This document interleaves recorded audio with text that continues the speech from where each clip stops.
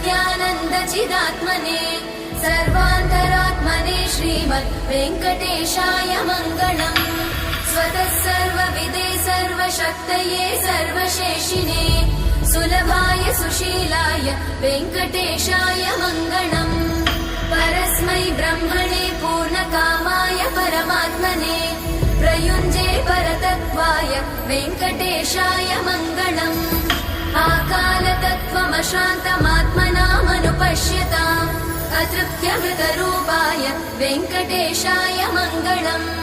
प्रायस्वचरणौ पुंसां शरण्यत्वेन पाणिना कृपया दिशते श्रीमद् वेङ्कटेशाय मङ्गलम्।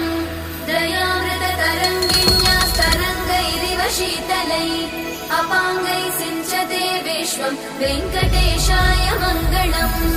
स्रग्भूषां